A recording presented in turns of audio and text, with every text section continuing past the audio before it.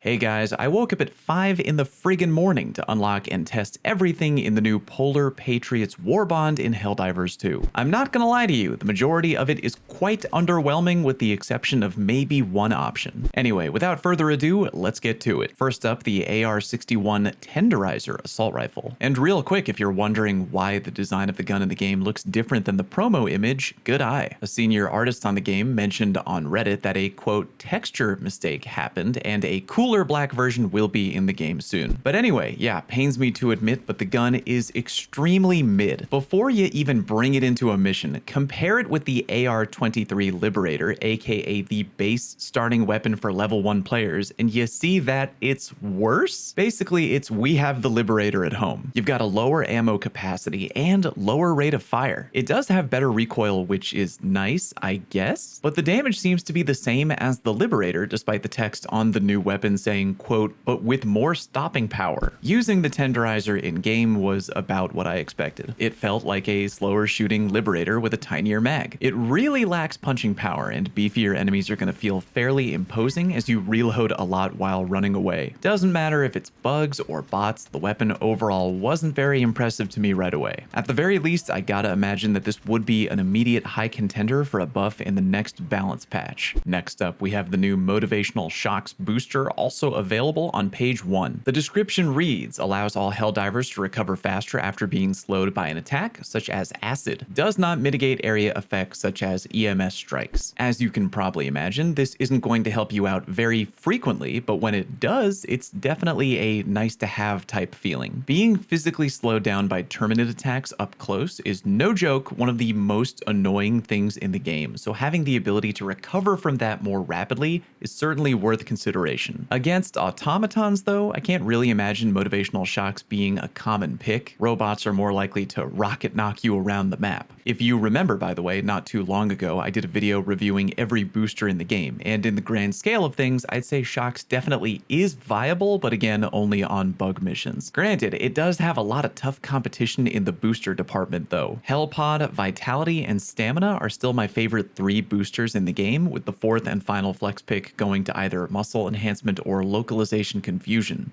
On an extremely small map featuring bugs though, like an Eradicate mission for example, I wouldn't complain if my random teammate brought Motivational Shocks. Next on page 2, finally some good fucking content. The SMG-72 Pummeler, my hands down favorite option currently in the new Warbond. Comparing it to the SMG-37 Defender, you might wonder why anyone would take the new SMG. Slightly lower damage and rate of fire, which admittedly, bit of a bummer, but the Pummeler is in the business of staggering and stunning enemies, and let me tell you boys, business is good. When shooting almost any enemy capable of taking damage from the Pummeler, it will straight up get frozen in place. I'm talking completely unable to move or attack at all. You're basically hardcore shutting them down while dealing damage to them, and it makes the Pummeler very effective on low to even mid-level Terminated. I mean, hell, even a goddamn charger will be frozen if you start shooting it in the butt. Granted, that's not really an effective way of solo killing a charger, but you definitely could freeze it in place while a teammate